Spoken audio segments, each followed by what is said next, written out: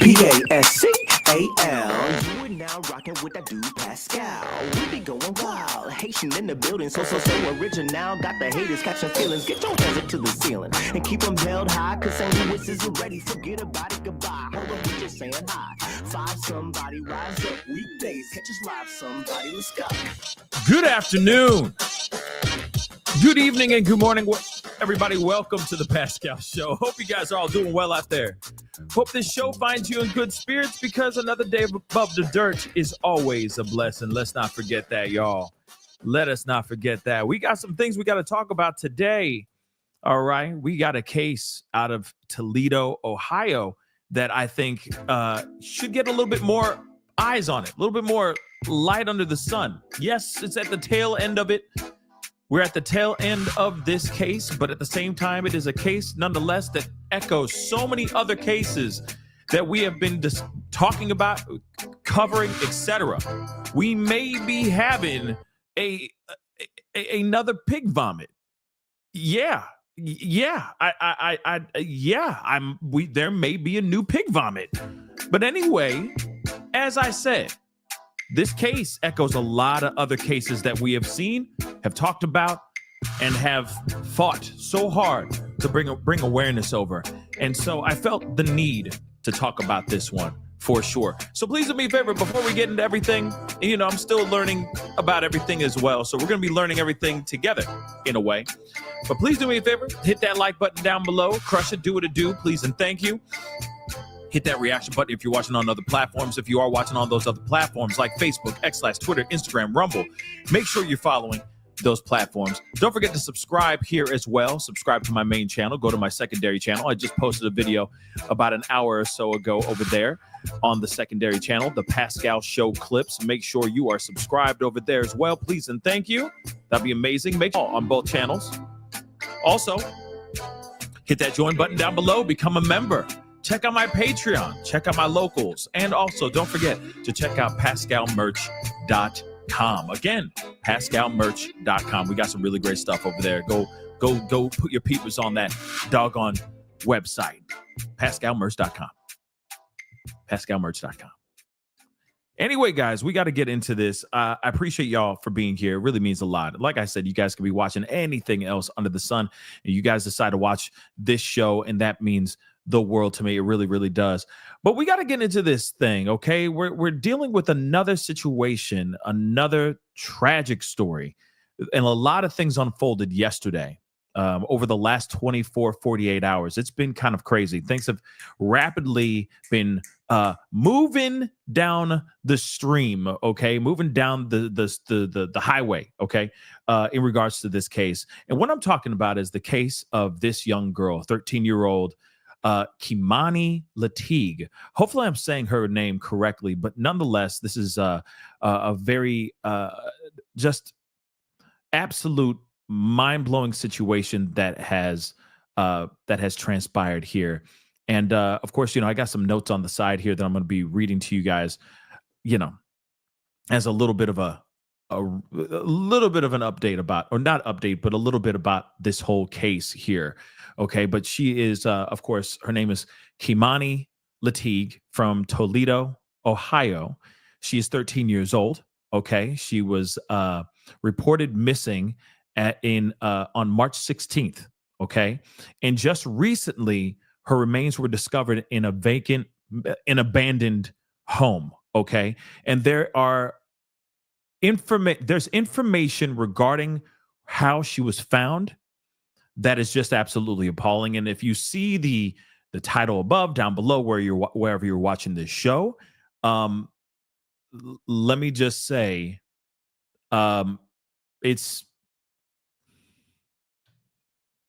unbelievable. Okay, how she was found.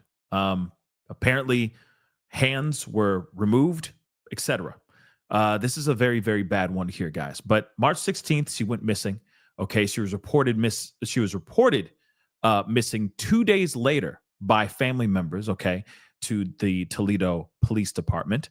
Then of course there was a abduction warrant that was issued for her by her father, Darnell Jones, on March 23rd. okay, after he provided inconsistent statements about his activities and whereabouts with Kei'Mani, okay? So then March 24th, the next day, Kei'Mani's body was discovered in a vacant home on Miami Street in Toledo. So the coroner's office determined her cause of demise to be lacerations to her neck, okay, ruling it a homicide. Then there was a warrant for her father's arrest, Darnell Jones, that was subsequently obviously issued after they found out that this was an absolute homicide. I mean, clearly, if you walked into the crime scene and found her remains in this abandoned, in this vacant or abandoned home, and you saw the crime scene, you could definitely say that this was a homicide for sure. Okay. Moving on. All right. Now we're at that place where the father has been detained, but that wasn't without a firefight between him and officers or SWAT officers. And now he's in a hospital, basically fighting for his own life after he viciously SA'd and attacked allegedly his own child. Yeah. So again, let me make this abundantly clear. This is the reason why I say that this particular person, Darnell Jones, could very well be another pig vomit, okay? Just another new incarnation of pig vomit, because this was allegedly his own child. But there is a lot of conversation about him not actually being the biological father. And that's one thing I'm still trying to get a full understanding on. But again, this is the beautiful face of 13-year-old Kei'Mani Latigue. She is no longer here. She had been missing for a while. And there was a massive search trying to find her. And then when they finally found her, it wasn't without the help of a lot of people, the community, etc. And from my understanding, Darnell Jones's mother, Pig Vomit Part 2, his own mother apparently had something to do with alerting the police about this as well. But like I said, we're going to learn a lot, okay? Because I'm still trying to understand the full case as well. It is a little confusing. It flip-flops, and there's a few twists and turns, right, throughout this entire case. But first, I want to go to one of the first reportings of her missing. This was about 6 days ago. So let's take a listen and watch this. A Toledo family is searching for a 13-year-old girl who hasn't been seen since early Tuesday. Family members say this isn't like her to run away and are asking for help to bring her home. Kei'Mani Latigue was last seen around 12:30 a.m. near Elm Street in North Toledo. But when she didn't show up for school, her family knew something was wrong. She's 5'6", 120 pounds with black hair and brown eyes. Her family says she left behind her glasses and house keys, things she never leaves without. Yeah, from my understanding, like, she needs her glasses to be able to get, to be able to function and all that. Real talk. For work at 9 o'clock. I made it home like 9:40 that morning. Okay. She wasn't here. There were things in the floor that should not have been. That's what caused the alarm. So I called the school to speak with her. I asked them, could I speak with her? And then they did. They contacted the principal, her teacher, and the gym teacher, and all three of those guys said that she was not there. Family and police have been searching for her. If you have any information, you should call or text Toledo Police. You can contact them at the number on your screen. So, of course, this is the embryo stage, the start of it all. And, of course, there's been a lot of information that has happened. Apparently, while they were looking for her, or when they first discovered that she was missing, apparently there was the house was in disarray. The oven was still on, and apparently the room or the house reeked of gas. So obviously something happened, right? Something bad happened. She was put in a situation that she didn't want to be a part of, or someone took her against her will, for sure. Okay. She was definitely in she was definitely in a bad situation. Okay, so here's a little bit of a breakdown of everything we need to know about her disappearance. Again, the information that has been out here recently, the new updates have been just mind blowing, to be honest. And also, this mother loving dude, okay, this Darnell Jones, has the audacity to get up all up in the videos, get up all up in these interviews, trying to act like he's absolutely innocent when he clearly was not. He is the one who took this young girl's life. He viciously attacked her. He took her life, etc., and went onto cameras and was pleading for help in finding her when he knew exactly where she was the entire time. Now, again, like I said, there's been a lot of questions about whether or not his own mom, the alleged grandmother of Kei'Mani,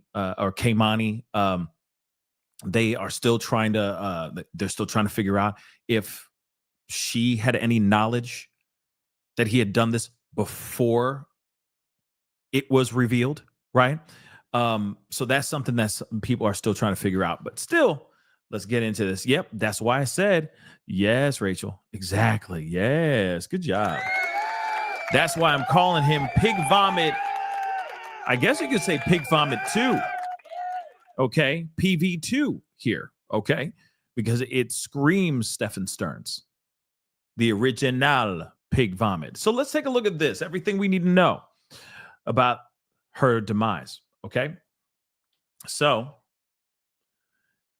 they, of course, we already know that the body has been found. All right, but we're going to talk about everything that led up to her remains being found. So Lucas County Children's Services plans to discuss the case with the news media on Friday. Okay, moving on. Okay, Darnell Jones, who is charged in her unaliving, is still in the hospital as of Wednesday morning. His arraignment on wait. We'll go up to all those updates later. Those are updates. I'm sorry. So what happened to Kei'Mani Latigue? The teen's family reported her missing from her home on the 2000 block of Elm Street just before noon on March 18th. Police reports said her grandmother, Dorothy Latigue, told 13 Action News in an interview last week that the two live alone in the Elm Street home. So the grandmother has custody, or had full custody, over her grandchild, Kei'Mani, okay? Because apparently the mother, the biological mother, well, not she has quite the rap sheet. Same thing with Darnell Jones, just so you guys know. He has quite the rap sheet as well. So again, grandma took over and has custody over her own grandchild, just so you know. So you clearly can, you can do the math yourself, okay, on why biological mother did not have full custody over her own child. Okay, but it was also because she had a history of violence as well. Kei'Mani's biological mother, okay, just so you know. Dorothy told the grandmother, going back, the grandmother told officers that her granddaughter did not show up for school and that her phone was going straight to voicemail. She said that was out of the norm for Kei'Mani. So Dorothy also told the news last week that the teen had been seen since the night of March 16th. When Dorothy came home from work in the morning of March 17th, she found the door was unlocked. The house was in disarray. She said the stove was on and she could smell gas. Adding, Kei'Mani's keys and glasses were still in the house, but the girl can't see without her glasses. Other than that, other than her and I, it's just two dogs in this house. So who cut it on?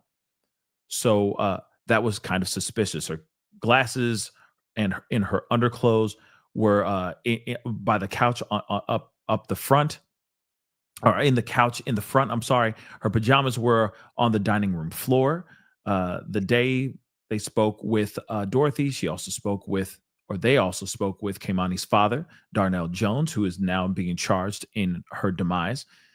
Darnell Jones, Pig Vomit 2, said he saw Kei'Mani the night of March 16th, claiming the 13-year-old called him to say she was afraid of being home alone.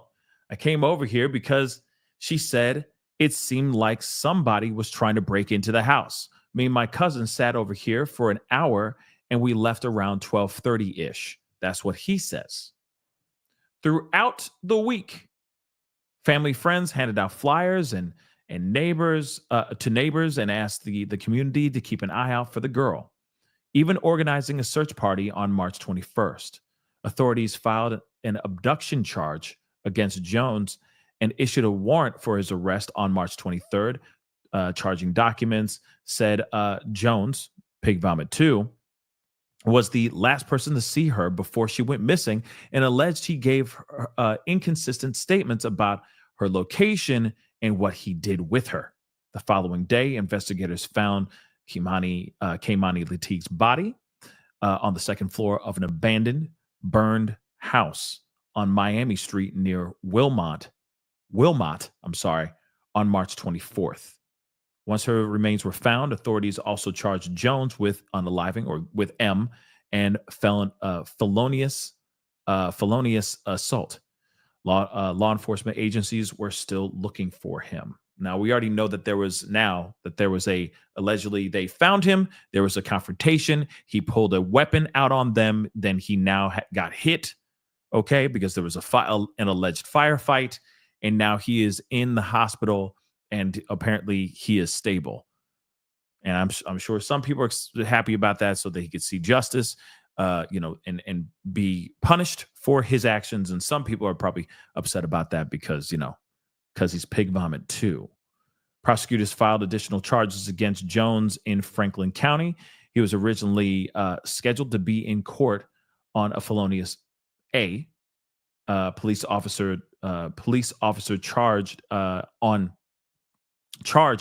March 26th, but his arraignment was postponed because he was still in the hospital. All right. So again, it's very, very interesting. They're saying that in her autopsy that they did on the 25th, it determined that she passed away from incised wounds from the neck, or of the neck. Incised wounds of the neck. Okay. And of course, they say that she was viciously SA'd as well. And then, of course, they also say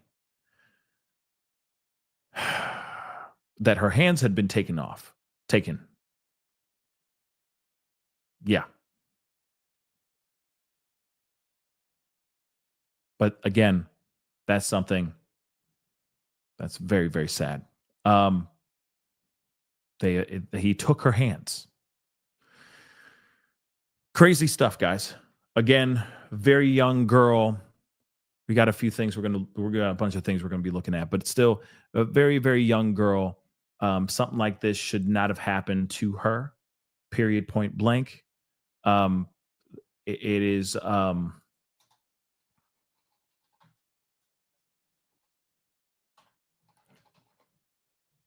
And of course, you got somebody hiding in plain sight. Okay. Just hiding in plain sight. It just doesn't make sense to me, guys. It just doesn't. 1 second, guys. My Louisiana, every meal is a celebration. Ads. Okay. Let me just grab this here real quick.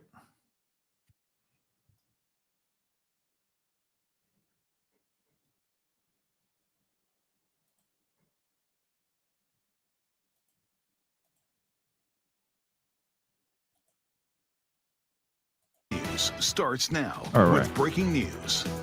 It's very sad, because it could be my kid, my grandkids, or anybody else's kids. Our community mourns. We continue to follow the breaking developments in the homicide of a 13-year-old Toledo girl. Tragic, disturbing, horrific case, horrific crime. The father of Kei'Mani Latigue, charged with her murder, now in custody after being shot by Columbus police earlier today. An arrest warrant was issued for Darnell Jones yesterday when Toledo police found Kei'Mani's body in an abandoned home on Miami Street just days before she would have turned 14 years old. Jones was initially charged with abduction after he allegedly gave inconsistent statements about Kei'Mani to authorities. Now he also faces murder and felonious assault charges. Police in Columbus found Jones today shooting him during a confrontation where he allegedly pulled a gun on officers. He's expected to be okay and faces additional charges in Franklin County. You know, they were looking for him. I worked the street yesterday, and there was a bolo put out yesterday about this, so it was on everybody's mind. The officers are circulating area, patrol detectives, they're looking for this individual. This is what SWAT does. You got to, not just a murderer, a violent murderer, a sadistic murderer. Jones is expected to face a judge tomorrow. And Kei'Mani's story, her senseless death, has already touched so many people here in Toledo and beyond. See, I'm wondering about the beyond because there hasn't been, I haven't seen a whole lot. And like, I'm not, listen, this is not a dig at other content creators or anything of that sort, but I've just noticed that there hasn't been a whole lot of conversation about this. I've seen it on some content creators platforms, but I have not seen I have not seen it on a lot of other people. And I'm hoping that these stories, these kinds of cases do get out there and are brought to the attention of the world. Because again, when we hear these stories, because it doesn't just happen to, a Madeline Soto. It doesn't just stop at Madeline Soto. It continues. This is a constant issue that happens every single day in our world. And I feel like there needs to be more awareness, more conversation about this. I just don't understand when he says this. I understand. Yes, the world is very much shocked by this story, but I don't see everybody. I don't see a lot of them, really clutching their pearls. You know what I mean? And bring real awareness to this and being like, no, this should not be. This is not okay. And this type of behavior, this type of stuff needs to stop. But that's just me. Let's continue. Even so, like I found out about this case really yesterday.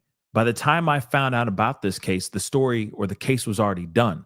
I found out how the monster Pig Vomit 2 was, in a firefight with SWAT.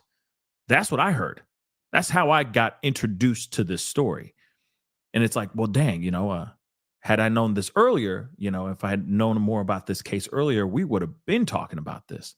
But I didn't find out about this until much later, which is frustrating because sometimes stories and cases don't get to you fast enough until, it's the very end. And of course, now we're playing catch up, but it's nonetheless a case and her name deserves to be out here and deserves to be said so that she gets the rightful justice.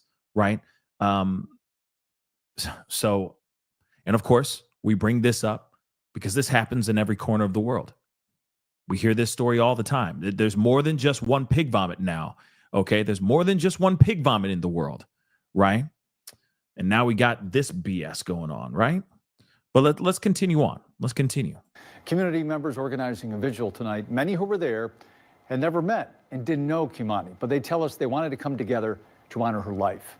13 Action News reporter Lily Lowndes talking with those who paid their respects, including a former teacher of Kei'Mani's who provided some important information as well. Lily. Yeah, Lee, everyone at the vigil was there mourning a life they say is gone too soon, outpouring love and support in memory of Kei'Mani Latigue. Again, most of those people mourning were strangers, but her former teacher was there and said she believes Kei'Mani's death was preventable. On the count of three, can everybody shout out Kei'Mani? 1, 2, 3. Kei'Mani! A crowd gathered at the abandoned house on Miami and Wilmot, chanting the name of a girl who will never be forgotten, 13-year-old Kei'Mani Latigue.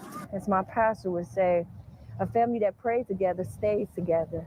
And this is the time when we need to come together. Many of the mourners did not know Kei'Mani personally, but gathered flowers, balloons, and lit candles in her memory. She was just a joy to be around, and she will be deeply missed. Kayleen Harabidian was Kei'Mani's teacher last year. She was very sweet. I enjoyed having her at school every day. She greeted me every single morning with a hug. That was all she really ever wanted was affection. Harabidian said affection was something that Kei'Mani might have needed more of. This feels preventable. The teacher said she and other staff members called Children's Services to report concerning things Kei'Mani had said.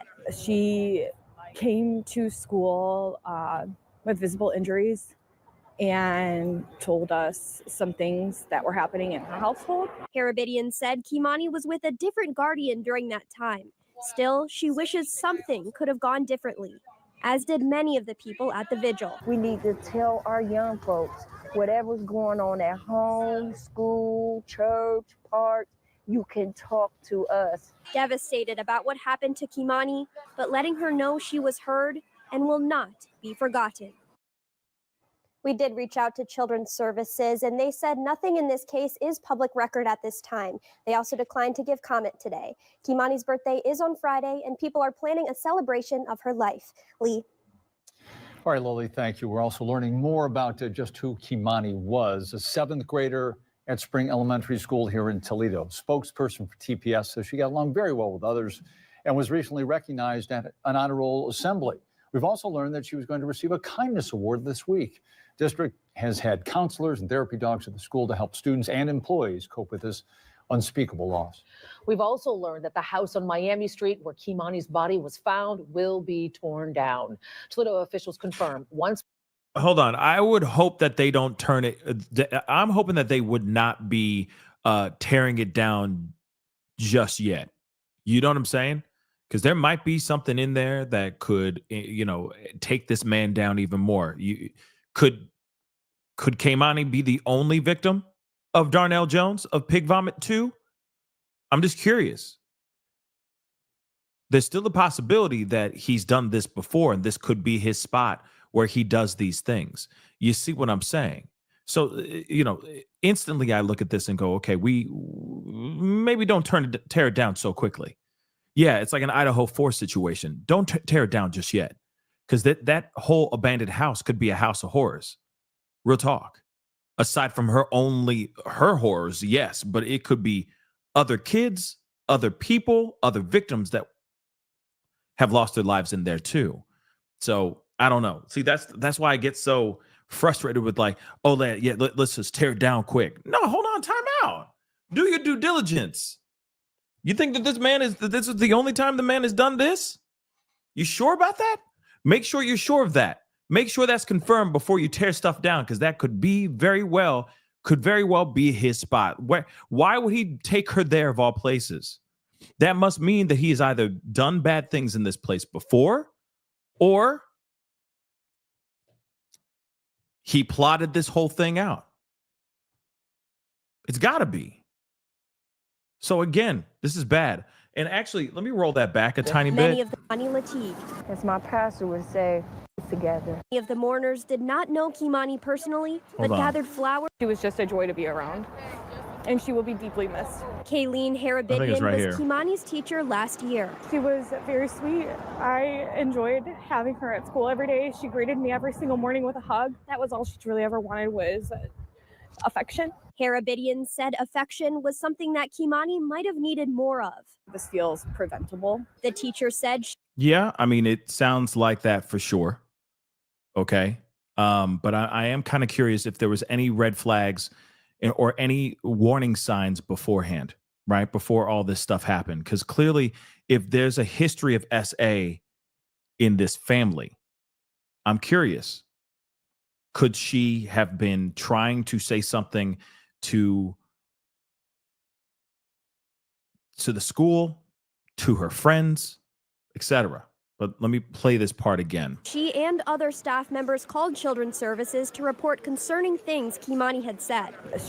There it is. She came to school with visible injuries and told us some things that were happening in her household. Okay.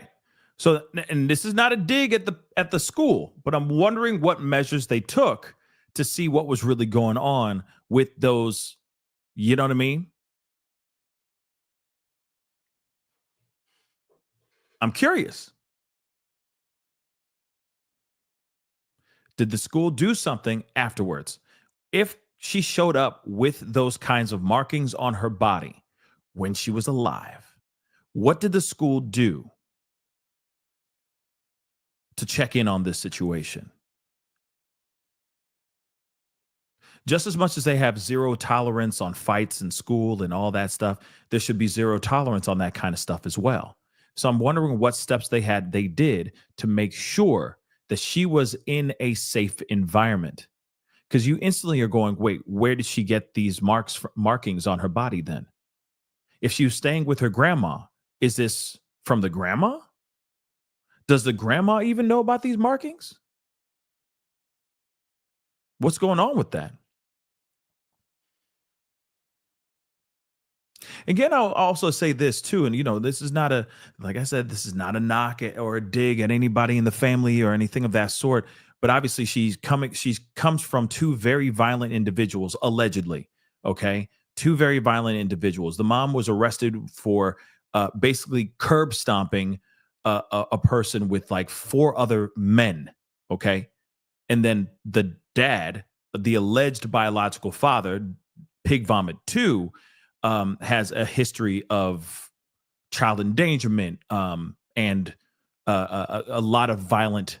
His rap sheet is very violent as well. So I'm wondering if there's so much violence that she's been bred from. Is the grandma the right person to watch and have custody over this child?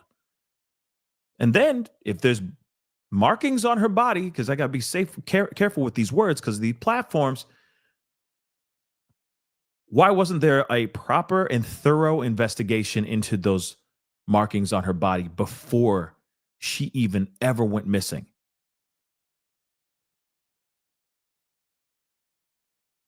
And I will say this, and like I said, this is not a dig, but I'm going to say it anyway.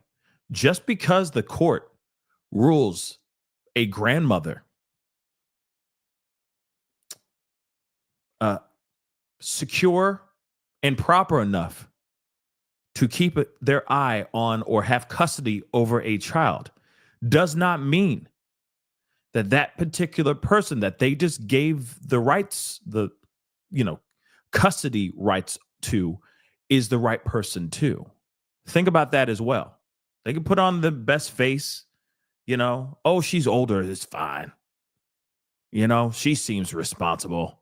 Well, she did bring and raise this child who actually bore this child, and that child this grandmother who made the mother who made this child, that mother is very violent, has a history of violence. You're telling me she just learned that through nature, or did she learn that through nurture as well? Now, again, like I said, not going after the mom or the grandma. I'm just saying the possibilities here are interesting, right? There was already a telltale sign of this little girl in duress. What did the school do to make sure she was absolutely 110% okay? I'm quite curious about that. Guardian said Kei'Mani was with a different guardian during that time. Okay. Still, she wishes something could have gone differently. So she'd been hopping around from guardian to guardian. Still doesn't matter. That guardian was bad. Then she went over to a next person. And still no matter what, she still was screwed. Because she was put in the custody of somebody else, and now this young girl's gone.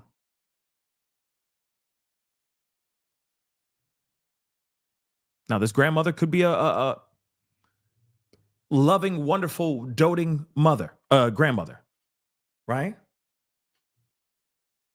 But at the same time, something's weird, right? Something just seems a little bit off. Let's just continue.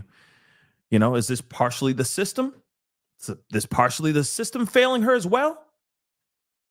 I don't know. As did many of the people at the vigil. We need to tell our young folks whatever's going on at home, school, church, parks, you can talk to us. Devastated about what happened to Kei'Mani, but letting her know she was heard and will not be forgotten. We did reach out to Children's Services, and they said nothing in this case is public record at this time. Of course it's not. They also declined to give comment today. Kei'Mani's birthday is on Friday, and people are planning a celebration of her life. Lee. All right, Lily, thank you. Unbelievable. Now we got more. Don't worry. We ain't done with this. Okay. We are not done with this. Okay. We got more to look into and we're going to rock and freaking roll. All right. But still, you instantly wonder, does this have something to do with some sort of failing of the system, right?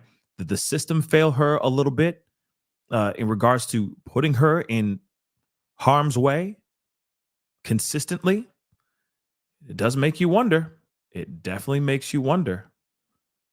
Hold on one second, guys. Just getting the videos for y'all.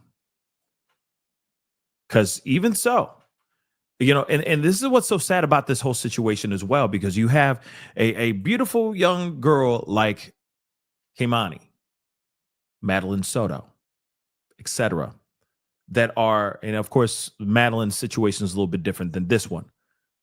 But what's interesting about this is, and what's sad about this is that they found markings on her body, right? When she was alive. They said that had to do with a bad guardian. So they changed guardians. But even so, isn't that interesting? The system will sit there and go, she was in a bad situation. That guardian was a bad person.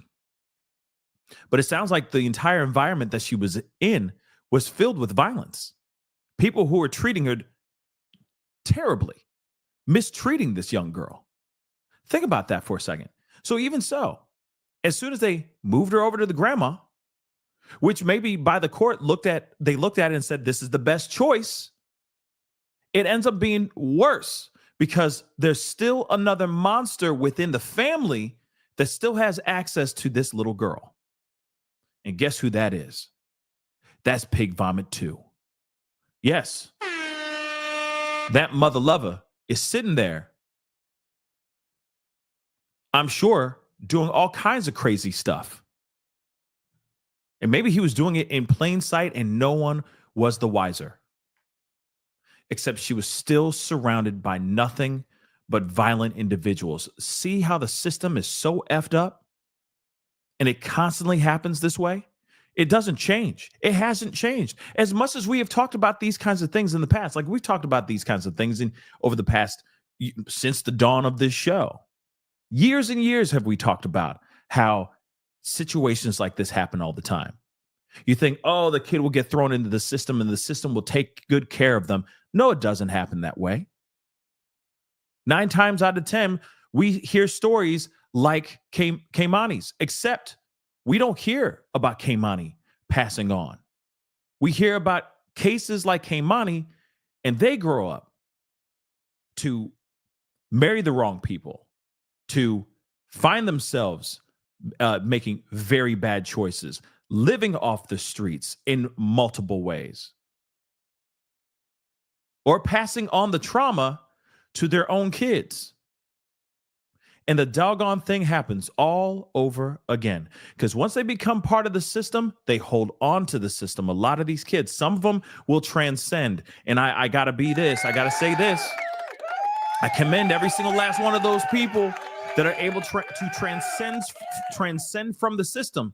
But there's a lot of them that hold on to the system like it's their salvation. It's their safety blanket. And they stay with it for the rest of their lives. And then their kids are part of the system, and on and on and on and on and on and on and on it goes. But once again, you see this system again looking at a situation and going, oh yeah, no, it was just it's a bad guardian situation. We'll just switch that person out, give her to somebody else. But the thing is the danger was still looming. She was still surrounded by danger no matter what. If you're around violent individuals who are taking full advantage and mistreating you, they're going to still continue doing that. It's not going to stop. It's not going to stop. The only difference between Kei'Mani and Madeline Soto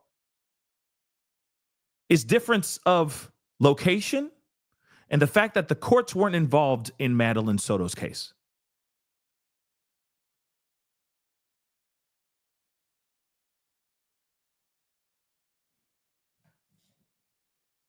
Ain't that something?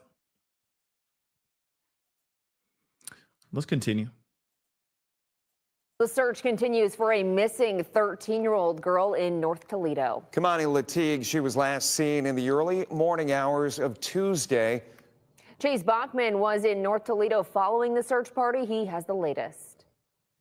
People in North Toledo spent the afternoon and evening looking for Kei'Mani Latigue. She's 13 years old and has been missing since early Tuesday. WTOL 11 spoke with Kei'Mani's mom, Tiara Caston, who lives in Cleveland. She says she just got to Toledo Friday to help with the search. Her mama not even in the same town as her. Her mama doesn't even live in the same town as her own child. Ain't that something? Ain't that something? Hold on. Let me, okay, hold on. Let's take a breather real quick.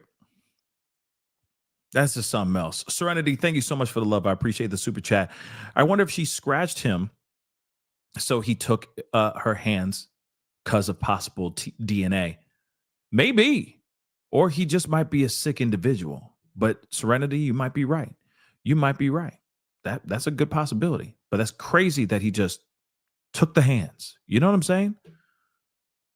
Insane. All right. Tipsy and S Dubs, thank you so much for gifting 2 new memberships. Welcome to the family, both of you guys who became members. All I ask you guys to do is to pay it forward, okay?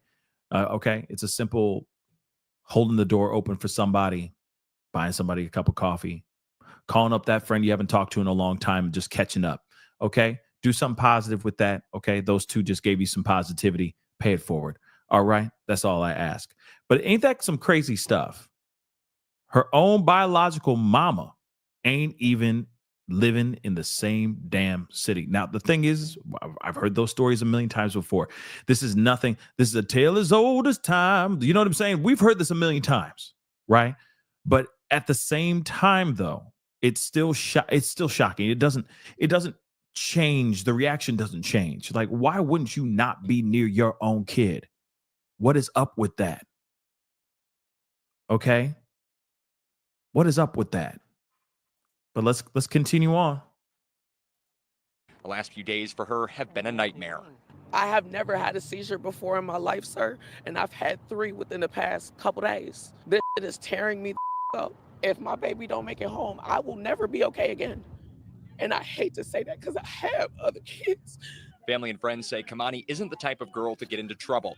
They aren't sure why she would go missing or if she was taken, why somebody would want to hurt her. And we need all the support we can get from anybody. We don't care who it is. Please just come out and help us find my niece. Tiara says the last few days have taken an emotional toll on her, and all she wants is to see her daughter home safe. It would be the world to me. Like this. She knows she's on TV, right? Okay. My bad. Let me just get this out of my system. She knows she knows she's on like the news, right? Okay. All right. Let's just go. Let's just go. I don't like cursing, but honestly, this You've been cursing a breaking lot. me. I've been falling the apart since I found out. I've legitimately been on social media since the minute I found out, spreading awareness, sending out flyers, contact Good on information, you. anything to get my baby home. I have not slept in 3 days. I have not ate in 3 days. If you have any information that could lead to Kei'Mani's whereabouts, you're Okay. Because obviously that's from like 4 days ago. All right. But of course, there's still more updates revolving around this. And of course, like I said, it's just, this is very frustrating. And again, it's easy for me to sit there and go like,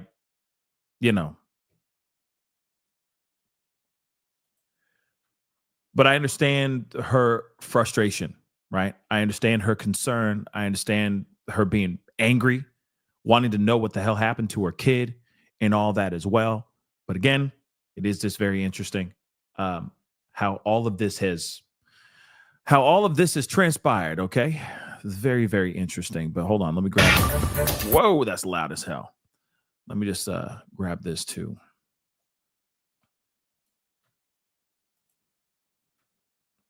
Let's take a look at this. Welcome to WTOL 11 Plus. We have breaking news we want to alert you to right now. The family of a missing teenage girl tell WTOL 11 police have found her body. TPD confirming to us this afternoon a body has been found, but they aren't sharing the identity at this time. Our Silver Barker joins us live from where police are searching. Silver, what can you tell us? Right. And I will say this, right at this, right when her body was found and all that, there was a lot, like people were angry, understandably. There was a lot of people very, very angry and just wanting to have some transparency. Some people were kind of turning on the family at that moment as well. I mean, but like I said, I mean, when you have a case like this where you don't know where where this young girl is, you're trying to find her and all that. And then the fact that she was found inside that very home that we're looking at right behind this reporter, a lot of people were demanding, the streets were demanding answers very quickly. So again, there was a lot of angry people out here, understandably, totally understandably. But let's take a look at this. Right now, we're here on the scenes where a body has been found in the house behind me on Miami Street. Toledo police tell us it is in relation to 13-year-old Kei'Mani Latigue, who's been missing since March 18th. Now, police have not yet confirmed with us whether the body is the little girl, but family members we talked to earlier have told us it is. Lots of Kei'Mani's family and people have shown up from the community. We heard from Kei'Mani's mother, Tiara Caston, who says she hasn't been told anything. Now, right now, there is an arrest warrant out for Kei'Mani's father, Darnell Jones. He is wanted for a third-degree felony of abduction in relation to Kei'Mani. At this time, police have not given us any updates besides what was previously reported.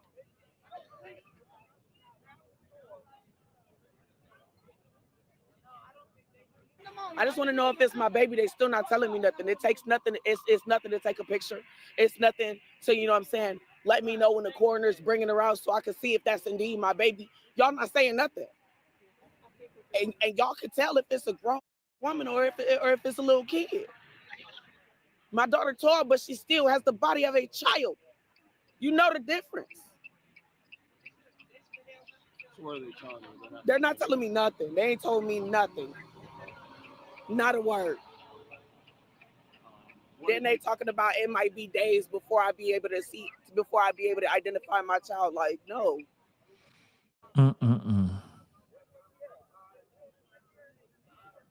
Now, this is an ongoing investigation. We'll continue to be here live at the scenes, and we'll continue to try and give you guys updates as we can. Reporting live in Toledo, Silver Barker, WTOL 11. All right, Silver, thank you so much. And again, if you are just joining us, family members of 13-year-old Kei'Mani Latigue tell us her body has been found, but we are still waiting to hear more from Toledo police to confirm the identity of a body that was found.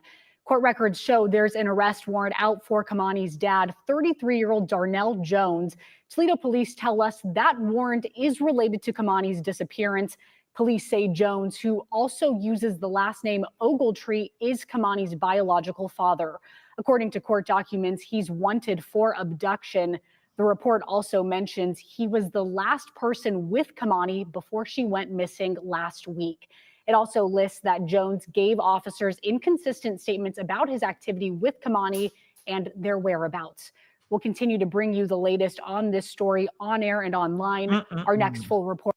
Yeah. Again, and, of course, I want to pull some things here up so you guys can see this too.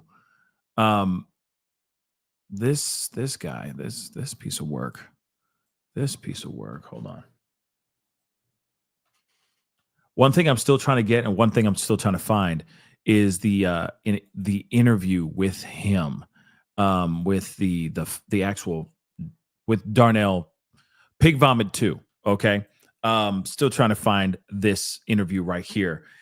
But again, it is just unbelievable that he was in these interviews, or having some interviews talking about certain things, just literally hiding in plain sight when this actual individual did all of this, right? Or is the reason why she is not here, which is pretty crazy. But like I said, this is tough. Hold on, guys. 1 second.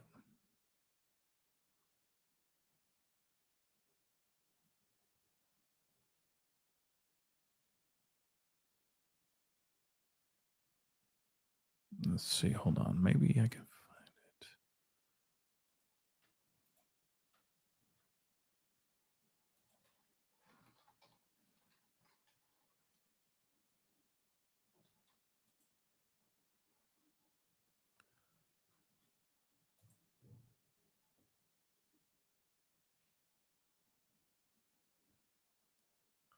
Yeah, that's what's so frustrating. It's hard to find footage.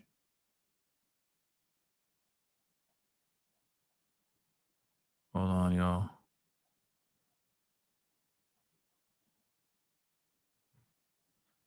We got a few other things. Hold on. Let me just pull this up so you guys can see this. Again, just all bad stuff, but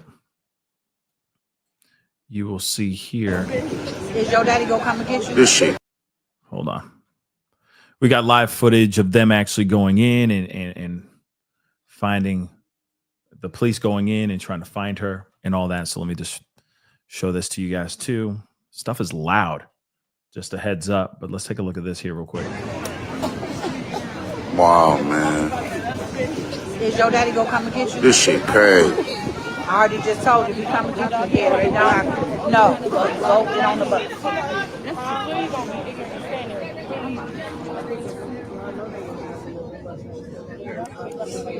This shit's sad, like, I'm really sick.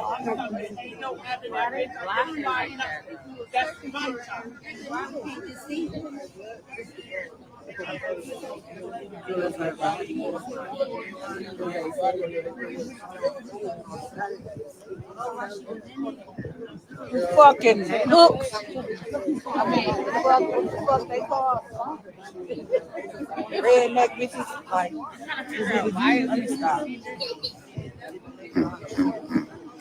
That shit, man. What the fuck, bro? Fuck, this shit sad as fuck. Anybody knew anything, that's why you gotta speak up, regardless of motherfuckers be bad or not. When you see shit that ain't right about kids, man, speak the fuck up. I agree with what she said 100%.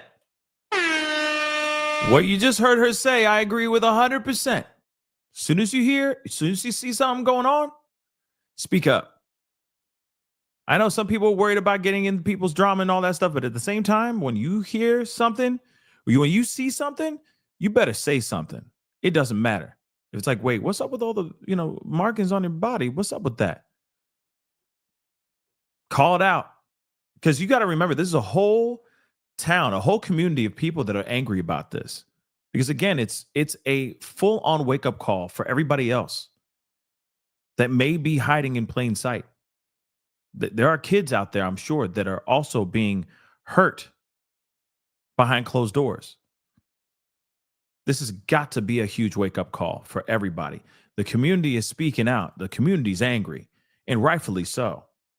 That's the whole fucking thing. The motherfuckers gotta speak up. That's why they don't like the person. I'm going to scroll up a little bit.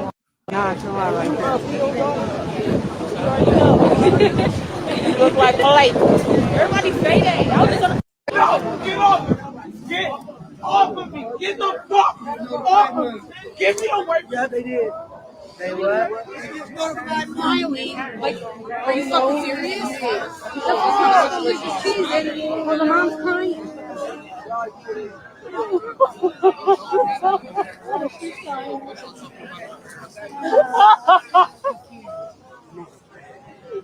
They motherfucking stole that baby, her baby away from her. Everything like that just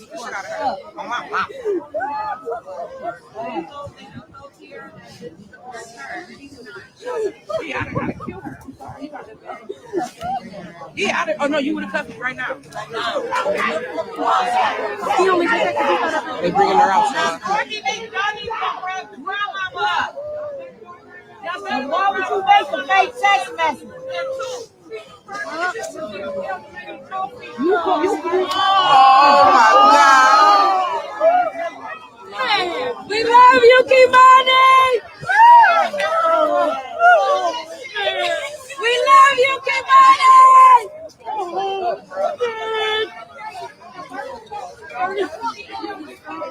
Why though? Like what? Oh, so they got a little oh look.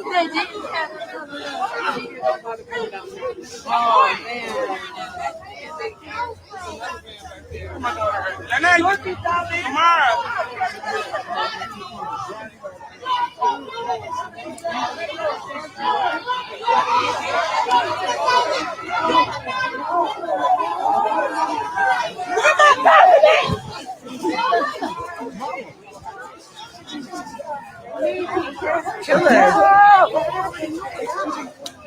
Where's my best friend? That bitch is gonna kill her. She's about to beat that girl's grandma up.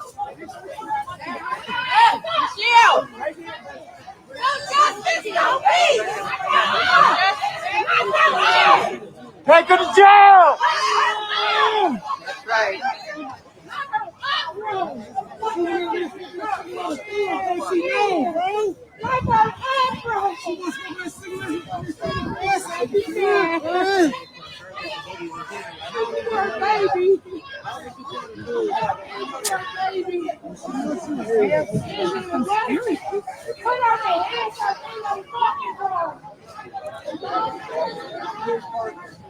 Right there by the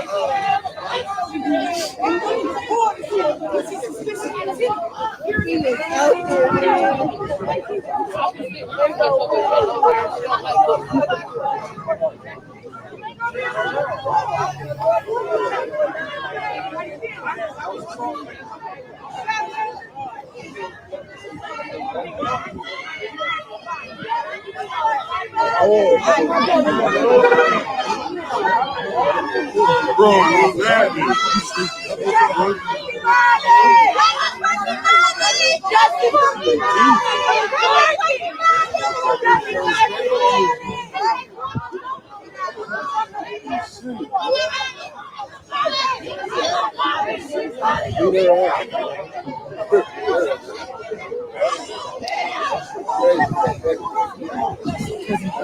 Oh no. Come over here. Let me go for they get the place in the crowd. Shit. Fuck that. Y'all better stop throwing shit at the police. Hey, please don't throw nothing at them, y'all. Please, dog. It's kids out here. They racist shit. It's not that. Ain't no fucking way. No way. She should have ever had custody of my life. Of my life. What is...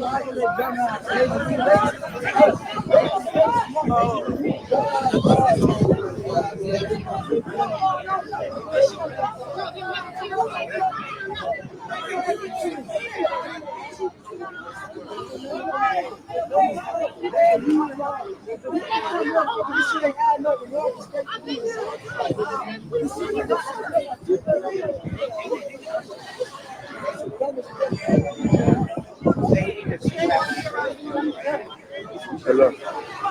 Excuse. I'm about to pop off, man. Is she right here? Oh, there she go. Okay. What's up, G?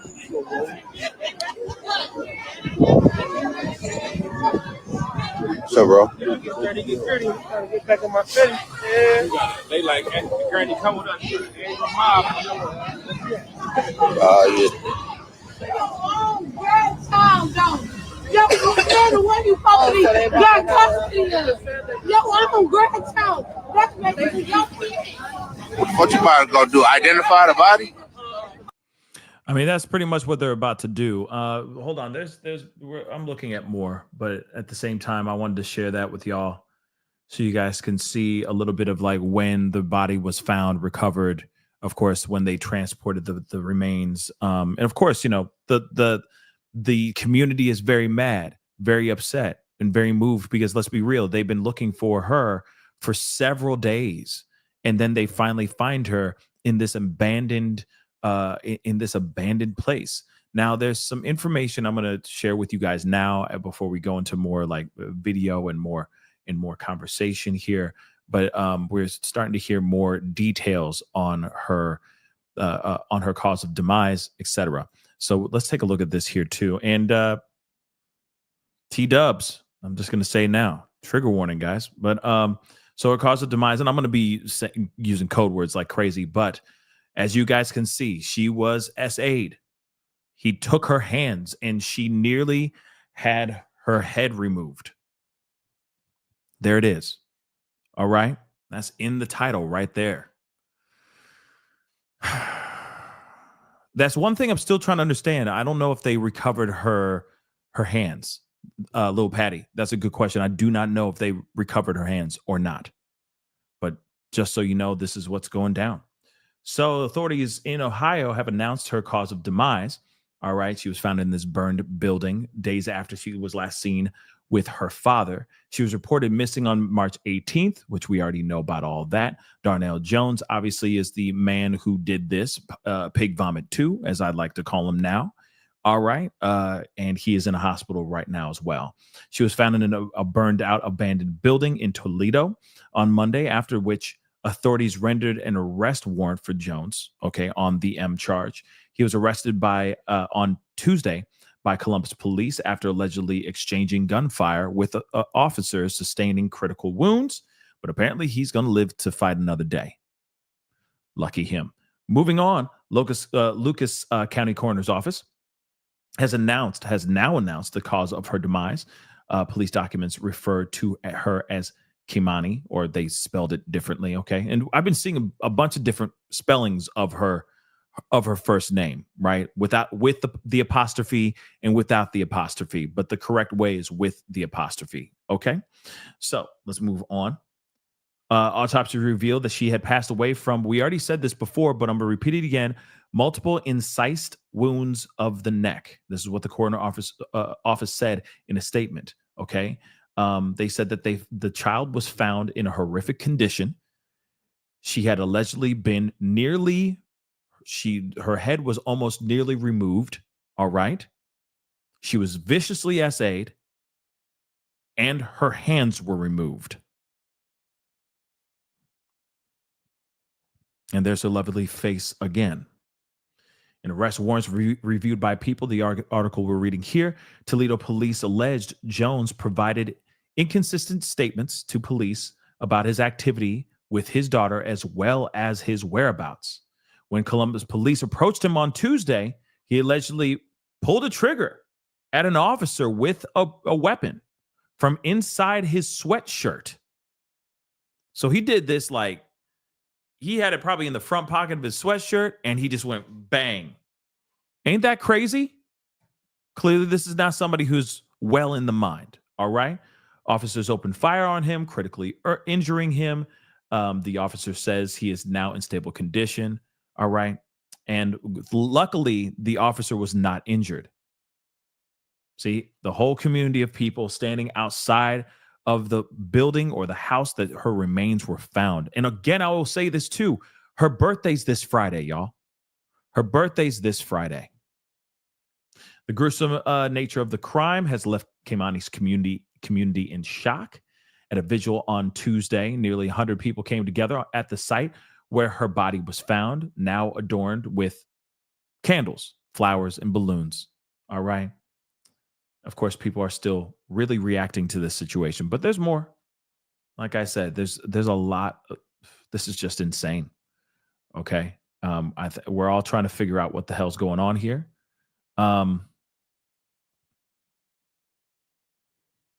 pretty insane stuff. Hold on. There. See, what I'm trying to find is a doggone interview with this mother lover right here. Okay. Very intense there. And I would also like. Whoops. Let me just pull up his photo. I have it here too. I just wanted to show it to you guys, but I'm gonna show it to you guys again. Because apparently he did speak in some interviews, right? Hiding in plain sight, basically going, yeah, we need to find my daughter. Last time I saw her, was this time, and blah blah blah. She was scared about people getting into the house, so we stayed over there and hung out, so on and so forth. But no, haven't heard anything. That's the one interview I've been scouring the internet trying to find, and I have yet to find it so far. Mimi, thank you so much for the super sticker. I really do appreciate it. Fly Gal, thank you so much for being a member for almost a year. I appreciate that. Thank you for all that you do for justice, Pascal. Of course. It's my job. It's my job. But again, very, very interesting stuff. Hold on. Let me just check something here real quick. Uno momento, por favor. All right. Nope. But yeah, that piece of trash is out here. So frustrating. So frustrating.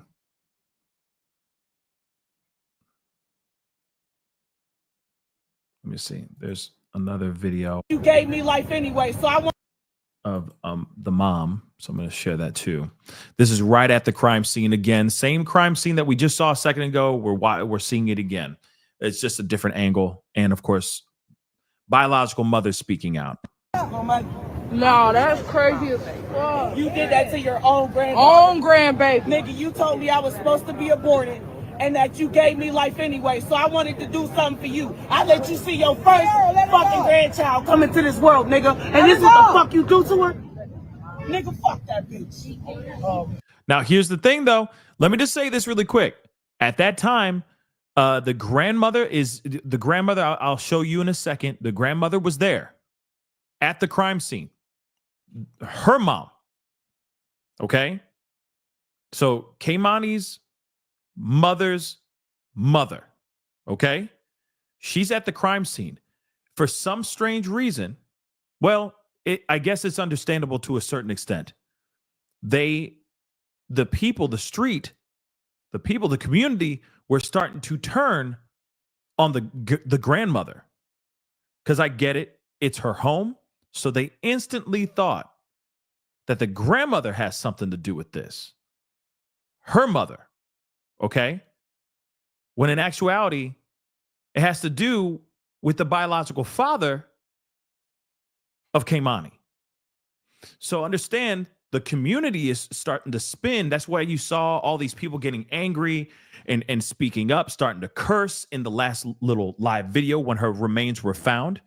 And they're all running towards kind of like the other side of the house, because that's where the mother, okay, Kei'Mani's mother, guardian, okay, and the grandmother of Kei'Mani were standing. That's where they were standing.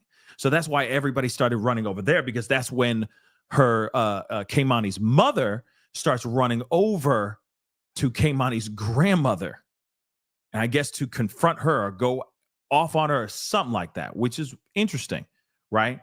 Because they don't know everything. All they know is what they're feeling and the emotion that they got, right? They're angry. They want answers. There hasn't been any answers. And they're just kind of pointing the finger at everybody, at each other. And there's no way that Kei'Mani's biological mother there's no way she could be a culprit, because let's be real, she does not live in Toledo. She lives in a completely different city with her own other kids and all that as well. So something very interesting, but let's continue. Okay. It's short. I'm gonna play that again. No, that's language, by the way. Sorry, guys. Language. These are lives. It just is what it is. crazy as fuck. You did that to your own grandbaby. Nigga, you told me I was supposed to be aborted and that you gave me life anyway, so I wanted to do something for you. I let you see your first fucking grandchild come into this world, nigga. And this is what the fuck you do to her? Nigga, fuck that bitch. Woo! There's a lot of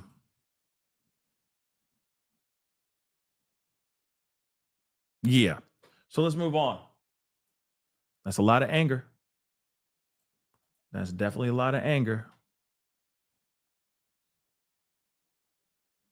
Let's continue on though.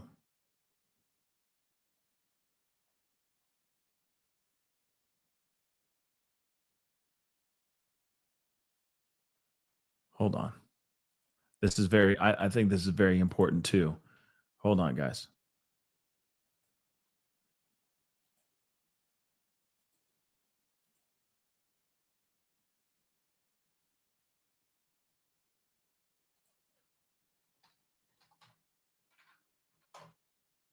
One second, y'all.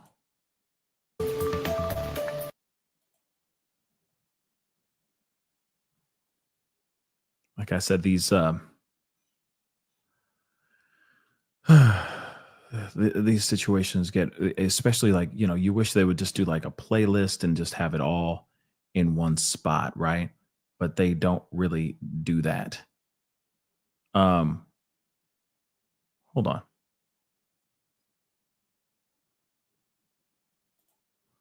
Did I play this? Yes, I did.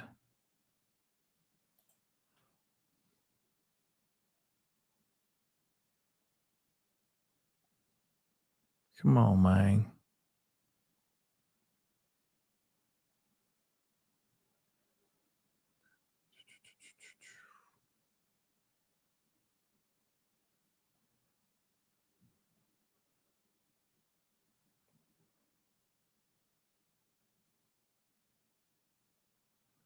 You know, like I said, it's, you know, so much has gone on, you know, in the very beginning. So it's hard to find everything.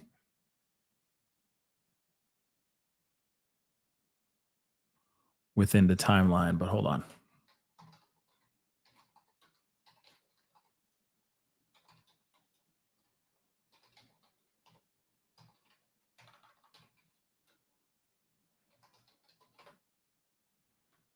Let's see if we can find this. Hold on. Okay, found it. What I was looking for is this is after she was found. So we got to take a look at this. At this case, this was an individual wanted for homicide out of Toledo. I called my union counterpart in Toledo. I said, hey, good news, we in town.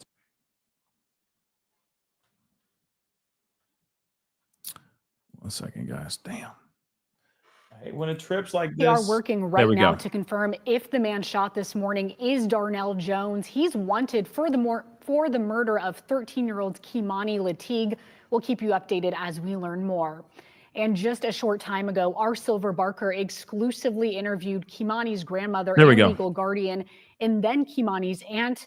Here's what they both had to say. Now, notice the jacket, okay? This jacket, all right? The jacket you'll see, and you'll go, oh, that's the same woman that was wearing this like maroon coat outside of the abandoned house when they were recovering Kei'Mani's remains. Just so you know.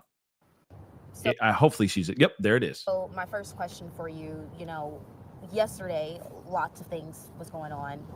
We want to know specifically at your home, there was a lot of speculation online that you were being arrested, but when we checked with police, that was not the case. So can you further clarify on exactly what did happen yesterday at your home? Well, I was called and told that there was a mob of people in front of my house. They were angry. It was more or less the people that were here earlier waiting to see if it was Kei'Mani that was in the home. And basically some people from the neighborhood had contacted me and said that there was a mob in front of my house and they were talking about what they were going to do to me once I came home. So the police, the detective said that she would have a unit come out and help me get my things and more or less escort me off the property. I asked to be handcuffed just so they can get the away from my property. Are you scared? So no, I was never arrested. I was taken downtown, but I was never arrested. Interesting. So she did that. She acted like she was getting arrested just so that she can get the mob out from her front, off her lawn. That's very interesting approach. Very interesting approach. But also at the same time, I mean, that's weird. But okay, it is what it is. All right. But again, people were very quick to believe that she had something to do with her disappearance and now her unaliving as well. So, you know, even the mom, even her biological mama was sitting there saying, you know, you could tell, you heard it. It's like she believed that to be the truth, that the grandmother had something to do with her disappearance and then, of course, her demise. But let's continue. Are you scared for your safety right now? I am. What are some of the things that you've been hearing and receiving from people? They said they was going to blow up my house. They said they was going to do harm to me. It's just been a barrage of the different things that they've been stating. And now, yesterday, or, you know, let's backtrack first for a little bit. So you are the guardian of Kei'Mani, or you were the guardian of Kei'Mani, correct? I am the legal guardian of Kei'Mani. Okay. So in terms of taking care of her, when was Kei'Mani placed under your care? A year ago.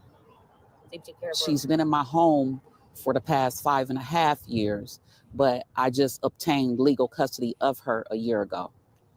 Were you and Kei'Mani close? We were. What were some of the things, you know, trying to think of her and paint a memory of her in a good light, you know, right now with everything that's going on, you know, what was Kei'Mani like? Tell me a little bit about how Kei'Mani was in the time that you've got to know her. Kei'Mani was phenomenal. Kei'Mani was a helper. Like she was older than what she appeared to be. Like, you know how they say somebody has an old soul? She was that. She loved older music. She loved playing video games. She loved the friends and family that she was allowed to be around. She played basketball for Spring Elementary. She was highly intelligent. So I'd like to clear up the mental issue statements. No, she was not mentally ill in any way. We had her, you know, assessed, and they didn't feel as if anything was wrong with her mentally. So that was not a issue. But back to Kei'Mani, she would, like, say for instance, someone would come over and they had children. They didn't have to worry about their kids because Kei'Mani immediately embraced them and would play with them, you know, kid stuff.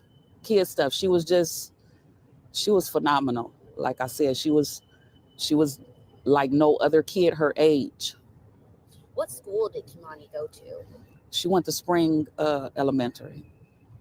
And we were told that at that time she was doing good in school as well too, correct? She was. She had brought her grade point average up from a 3.4 to a 3.9. Wow.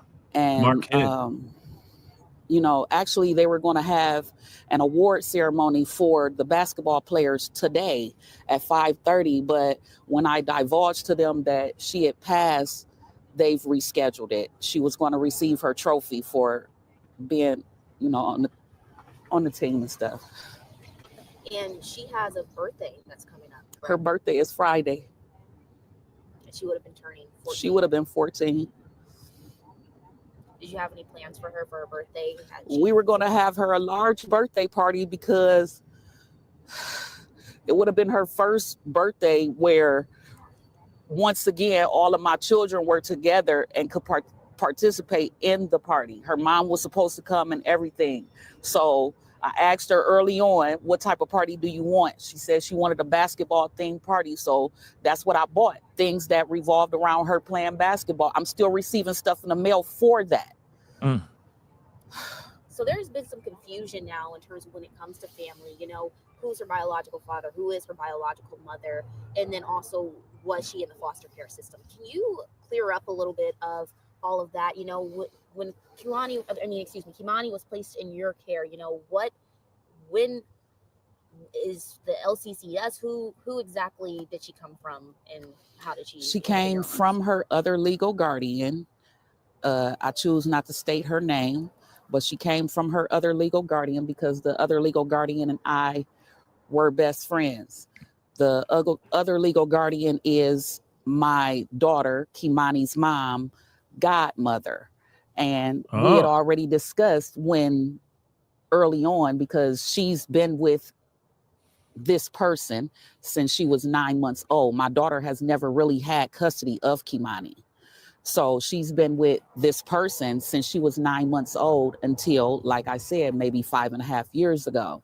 Now, off and on, this person, we would interact and, you know, do different things with her, for her, or I would contact her and tell her, well, I need this, or Kei'Mani would like that.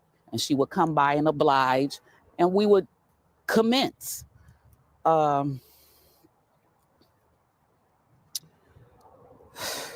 It's just too much. Earlier you mentioned when you were talking about what Kei'Mani was like, you know, you had mentioned that when family members did come over, who were allowed around her. Can you expand on that? Is there family members that weren't allowed around her? No, it's just not very many that came around. And those that did, you know, she acted, as far as I'm concerned, she acted accordingly. She embraced all children, bad or good. Okay, next question. So now we do know that Darnell, you know, people are looking for Darnell Jones right now. The police are looking for Darnell Jones, and there's an arrest warrant out for him. Do you have any idea of his whereabouts? Oh, well, to my knowledge, he was just arrested in Columbus. He just recently had a shootout with the police in Columbus. They're saying that he confessed to her murder, and no, I take that back. They're saying that he confessed to her rape and slitting her throat. Yikes. How does it feel to learn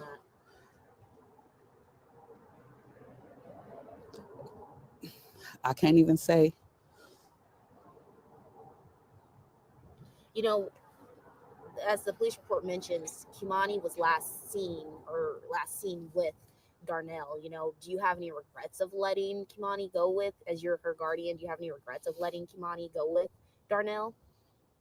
I do, only because, like I said, I feel deceived. I feel like this was pre-planned. I feel like you meant to do this. I feel like you was grooming her.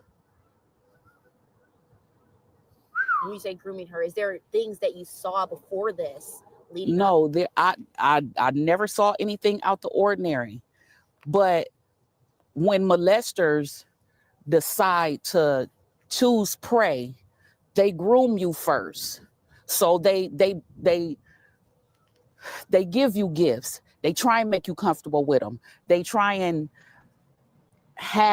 say little things to you that you and they can keep secret. Okay, I gotta jump in and out of here, of course.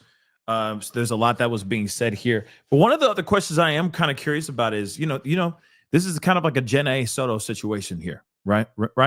Because she's sitting there like, you know, completely oblivious, taken aback and oblivious to the whole situation. When in actuality, I'm wondering, did Kei'Mani ever tell her anything? Did she ever look to her and say, "I need help," or did she ever give her, you know, did she ever say anything? Were there any signs, any red flags, anything that would lead for her to go, maybe I need to look into this and see what's really going on? You know, anything at this point, right? Anything so that we can understand what actually happened here. Were there any breadcrumbs? This biological father was still just chilling. He was cool this entire time. I don't know. But again, like I said, I mean, I'm not in her shoes or anything of that sort. So we kind of have to give this all the benefit of the doubt until, you know, more information and maybe more evidence is provided. Okay. And then eventually they pounce. And that's how I feel that. Oh God. How all of this is played out, I feel that's what happened. She was a virgin. She didn't like boys. there's also comments, and we're just trying to address those and get those addressed. There's comments online and speculation again that, you know, Kei'Mani, her home situation, she was abused. What do you have to say to that? Okay, abuse in whose eyes? Because she was not abused. Yes, she was chastised whenever she was wrong or did things wrong. Other than that, she was not abused. She was not just whooped for no reason or just because I felt like it. I've went through this twice because the school system had contacted CSB on her behalf when she went to Bennett Academy. And they came in, they did a case study and closed it. They've stated there's a way to chastise children without physically harming them. And you need to whoop them on their behind, nowhere else. So, okay, with that in mind, I knew that.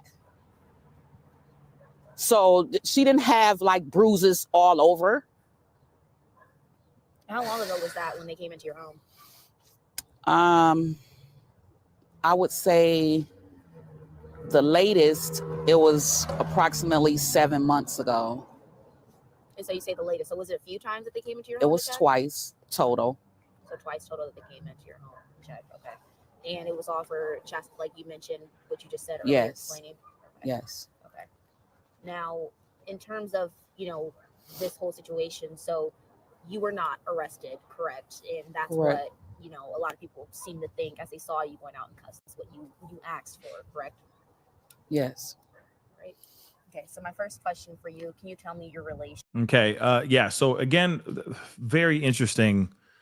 Very, very interesting. I got a lot of questions for the grandmother.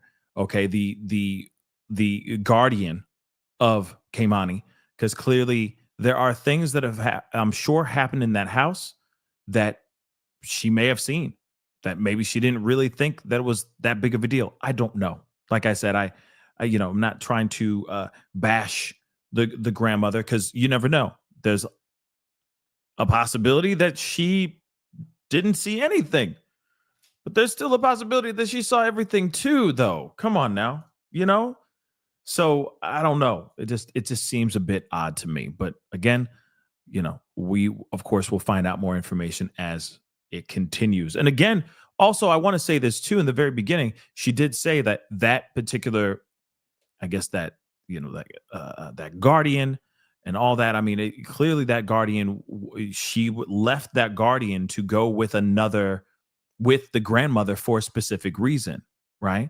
So I'm wondering, what is the real story behind that as well? Is it only because there were markings found on her body, or not? Now, this one here is the interview with the aunt. I am told that this one's very revealing, or gives us more insight of what really happened, or what went down, what really went down. So let's find out. To Dorothy. I'm Dorothy's second oldest daughter. I'm Kei'Mani's aunt. My name is Sanika. I live in Indianapolis. All this that is going on is devastating. You wouldn't think that, you know, you see it happen around the world, but when it hits close to your heart, you really just be thinking like, did I do something wrong? Did I fail her? She didn't have the life to live that we have got to grow and live. She was only 13. So to know that somebody that I trusted, which was her father, to come through and deceive us just to get to Kei'Mani in some sexual way or a harmful way, that hurts me to the fullest. And the point, I feel like I failed her. Me as being her aunt, a person that she could run to and tell anything and everything to. That was my girl. That was my baby. And to hear all of this, to know all of this, and to be going through all this and hearing it for as long as that it went on, it's very devastating.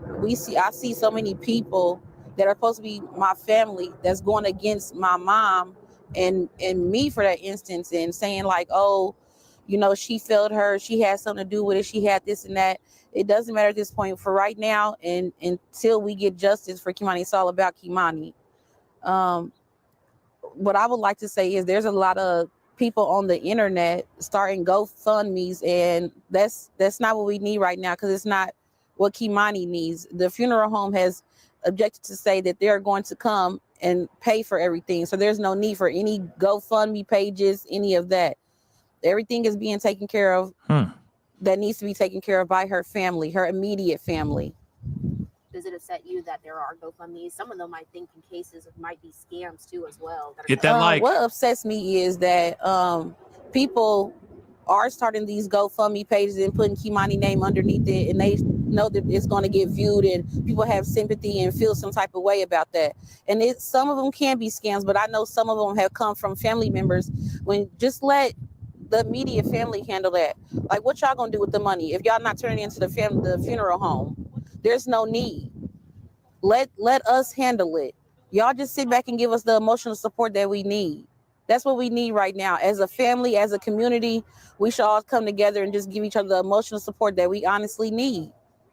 And that's just what I asked for everybody to, calm down, breathe. I know this is a hard time because it's not just a hard time for y'all. This is a rough time for me. I just need y'all to come together and understand that we need each other as a community, as a family, and emotional support is what we need the most in this situation. Yesterday the crowd was. Yesterday you were here. I'm assuming the crowd was very upset. Lots of emotions going through too. Especially at this time with such a sensitive situation. We've heard multiple comments out in the crowd, attacking or pointing fingers at your mom. So, what has it been like trying to get her support system and helping her out? In a way, you have to be mature enough to decide, am I going to follow along with the crowd or am I going to, stick around with the loner? I'm to the point where I'm not following nobody. I'm going with what's right. If it was your mother, if it was your niece, would you console your mother? Would you console the person that was closest to her who lived with her? I'm not out to have a torch and the pitchforks and all out to go against anybody except the person who did this, which I believe was her father, Darnell. I don't have any other anger pushed towards anybody else. I'm angry that this happened, but I'm angry at the person who did this. Do you know if have you been in contact with Tiara, the mother? Yeah, I've been in contact with my sister. It's been briefly. It's been over through text. Like I said, I live in Indianapolis. I seen her yesterday, but that was very brief. It wasn't even more than 5 minutes. It was more or less that she wanted to show me my other niece, Kazaria, which is Kei'Mani's youngest sister. But it wasn't like it was oh, sis, what are we going to do? Any of that. And I don't wish this on nobody. I really don't. I could, your mind go different places when it's a baby. That was a baby. Like I said, I have a very close relationship with Kei'Mani. She was a tomboy. She wasn't out looking for, trying to be fast or, mischievous or any of that. So for her mother to come down and have all this to say and all that. Tiara, where was you for the past 4 years? We haven't seen you since Kei'Mani TikTok party. Damn. Okay. Shots fired. Shots fired. Going after. Okay. I mean, it is a question that I asked earlier. She's living in Columbus, if I'm correct. Columbus, Ohio. Does not live in Toledo. Had to drive out here to be here, be a part of the situation. So it does make you wonder why, you know what I mean? What's up with that dynamic? And then it's like, are they estranged? Is the biological mother of Kei'Mani estranged from her entire family? Maybe because of her violent police record, maybe because of her violent past. I don't know, but it is very interesting nonetheless. But let's continue. That's interesting that she came out. Shots fired, man. Shots mother loving fired at the biological mama. You haven't called her. You haven't sent her anything. You haven't said, oh, baby, I'm going to come get you for a weekend. We haven't seen you until this happened. Why we got to see you when it's a tragic moment? So, Tiara, where do you stand? And Tiara lives in Cleveland, correct? Yes. And so the past 4 years, Cleveland. saying, was very little communication. Very, very minimum. It wasn't even, she'll call my mom. She'll go through me and say, have you talked to mommy? And I'm like, no, about what? And she'll say, oh, well, she got custody of Kei'Mani and she trying to get child support from me. So it wasn't that Tierra was concerned about Kei'Mani. It was more of the why she want child support from me. What is the relationship between your mother and your sister Tierra? It's very distant. They had their words. They fought. Kei'Mani mother has a godmother that Kei'Mani was with before my mom got her. And there was no communication then from Tierra. Tierra had I feel like Tierra just let her go. Because any mother would be on her toes to get her children back. That wasn't the case here. It just wasn't. When was Kei'Mani taken away from Tierra? I'll say about 7-8 months. And then Tierra godmother stepped in and got custody of Kei'Mani, which would have been around 9 months. Yeah, and Kei'Mani had been with that lady from 9 months all the way up until about, I'd say 5.5 years ago. So it wasn't like Tierra was actually in the picture, you know, saying, hey, maybe I can start getting myself together to get my child back so nobody else can get her. You ever worried for Kei'Mani's safety with any of the family members or anyone? I wouldn't say I was worried because I was here. I was here every winter break, spring break, holidays, birthdays. I was here for Kei'Mani. Yes, you come and, you know, you enjoy time with your family, but I was here for my niece. I also brought my youngest sister and her 2 kids from Indianapolis to be here for Kei'Mani because we've been in the system before. So I know how it feels to feel like, dang, I'm at somebody's house or not feeling not wanted. I know those feelings. So I tried to give Kei'Mani that at all times because she wanted and loved by her aunts. And this is just devastating that I have to go through this for the rest of my life and knowing I'll never have the embrace of my niece, the, hey, TT, what you doing? When you coming down here, you know, I'll never get to hear that from my baby again. And that's what kills me the most. I just wish that when I was down here last, that I had just taken her to Indianapolis with me. So this would have never happened. A lot of things, you know, woulda, coulda, shoulda, but at the end of the day, I just really wish that whatever happened and whoever did this, y'all didn't have to do that to her. There's plenty of people out here with, you know, grown people that put themselves out there to be, you know, the sex workers or whatever it may be. You didn't have to do this to a child. There was nothing that Kei'Mani would have done to make you hurt her. So she was a very timid kid, you know, tomboyish, you know, reserved. She wasn't, you know, loud and you know, out there. So it's just devastating that that me and my family have to go through this. Is there anything else that you would like to add at this time in the interview? Anything else? Heartbreaking.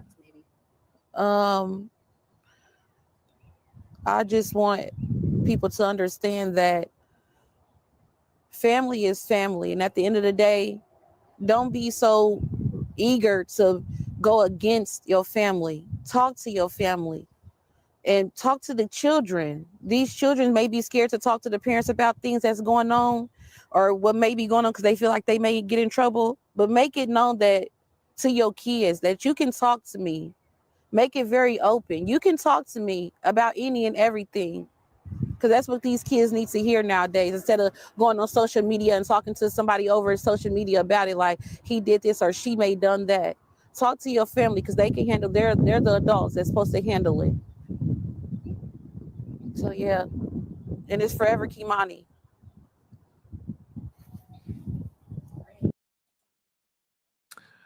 You know, it's very heartbreaking to hear all of this. Because she's not wrong with that last part she said. I mean, family, I know this sounds like very Fast and Furious, but it is family over everything, right? And I do think that social media social media can be a powerful thing in the greatest ways, but also social media can be absolutely terrible at the same damn time, right? And yeah, I believe that when it comes to family, especially if it's an internal thing that's going on, family needs to focus on family, take care of each other, focus on working on those problems internally. But it is reckless when people can jump onto their social media and, use their platform, especially something so traumatic like this, and get reckless, right? And from what I'm understanding here, it's Tierre, if I got her name correctly, her first name correctly, the biological mother of Kei'Mani, was out here talking and just basically saying it's all on the grandmother. When in actuality, that's not the case. It's the man she decided to sire a child with, she decided to sire Kei'Mani with, is the actual person that is the bad guy. At least as far as what we've heard so far and what they're saying and what they've gathered. Apparently he admitted to the SA, admitted to the M and all that stuff while trying to take out a cop at the same time, right? So again, you hear these kinds of stories, you hear these kinds of situations, and it's, you could tell like the recklessness does not help with the ongoing trauma or the ongoing situation that you're dealing with, especially when you lose a child. Yes, it's easy to just point blame on people, especially like with this situation. It sounds like they already had enough drama within each other that instantly the grandmother, okay, or the mother of Tierre, okay, and this woman here too, that it would be, I think her name's Sanika. I think it's Sanika. Hold on. Sanika. Okay. It's very easy for them to sit there and go, see, it's all mom's fault, right? And instead of actually coming together and working this thing out and trying to find out what's going on, right? Finding the truth and finding the justice. And if it does happen to be the grandmother, right, their mother, then so be it. Then the grandmother has some serious explaining to do. But that's not the case here, right? Like there's already deep-seated drama that already existed. And this was just another log to throw into the fire of the drama that has already been on fire for, I'm sure, decades. And there may be animosity, some unspoken animosity towards the grandmother for having custody over the child. That could also be it too. Maybe she wanted her best friend, aka the godmother, to have custody over the child, but it didn't work out. So the grandmother steps in and takes over. And then, of course, now she's missing, and now she's gone. This young girl is gone, and everyone starts pointing fingers at each other. Like I said, it's reckless, it's messed up, and it's sad. I wish it wasn't like this, right? I wish it didn't turn out like that, because again, you saw the streets go crazy. You saw the community going crazy, and they were kind of turning on the grandmother. And the grandmother, so far, is innocent. The grandmother didn't do no wrong. But unfortunately, that's how it transpired until they found out that this monster was actually the biological father. Pig vomit 2. So again, guys, I mean, and what Sanika said here too is not wrong. We need to be more transparent with each other as a family. We need to be able to talk to each other, communicate, talk about whatever the hell is going on with ourselves and whatnot. If there's something wrong going on, we talk. And again, let's not forget, if the family is trustworthy, because if you're just in a family full of violent people, then don't waste your time. Seek refuge and seek help outside of the family. But if you have family members that are willing to do whatever it takes to get you safe, to take care of you, speak up. If you see something, most importantly, because a lot of these kids, they're not going to say anything. They're scared. They don't fully understand. This young girl was only 13 years old. Let me just repeat that again. This young girl right here, she was only 13 years old. So, of course, there's a lot of things she's probably trying to understand. And maybe she's not old enough to fully wrap her mind around certain things. But it's our jobs as parents, family members, to see and be observant as much as we can, so that tragedies like this never happen. But unfortunately, we lost another one.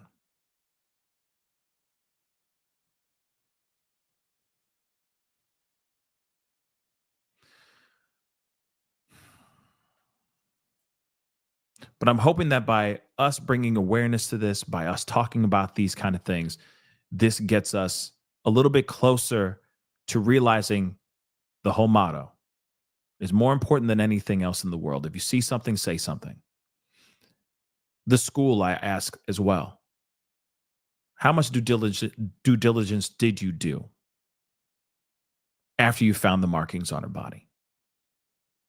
Aside from her moving from one place to another, was she still acting the same? Were markings still showing up on her body? Was there something still consistent going on? Did she ever go to anybody in the school? Go to the guidance counselor or whatever the hell they have in her age range, okay, in the school. Did she ever say anything? Did she ever confide in a friend or two? Like I said, if you see something, say something, right? So that maybe we can get some of these things to stop. Because Madeline Soto could have appreciated that type of help. And I know for a fact, Kei'Mani would have really appreciated that help as well. But of course, as we find out more, as more information starts to trickle out, because for a fact there's going to be more information. I don't think it's just him. There's got to be more going on here. In fact, there was another guy that he said that he was in the house with her. And I'm still wondering about that guy too. Does he have something to do with her disappearance? Did he know anything? Or was his name just thrown into the story just to make it sound like the father was not alone, right? That Pig Vomit 2 was not alone. So again, I got questions. Hopefully we'll get some more answers here in the very near future. But forever Kei'Mani, for sure. Forever Kei'Mani. But that is the show, guys. I appreciate all y'all for being here. It really means a lot. Thank you so much for coming in and being a part of the conversation. Do me a favor, hit that like button down below, crush it. Hit that reaction button if you can. Hit that follow button if you're watching on other platforms. That'll be greatly appreciated. Hit that subscribe button here on my main channel. Go to my second channel, The Pascal Show Clips. Subscribe over there as well. I just put out a video right before we went live on this one. Okay? Hit that notification bell on both platforms. Hit that join button down below. Become a member. Check out my Patreon. Check out my locals. And, of course, check out pascalmerch.com. We're going to keep an eye on this one, okay? If there's any new developments, we will talk about it for sure. Okay, guys? But anyway, guys, it is time to get going. Much love to you guys. Stay safe out there. And, again, if you see something, say something. Be good to yourselves. Be good to one another. This is The Pascal Show. Bye.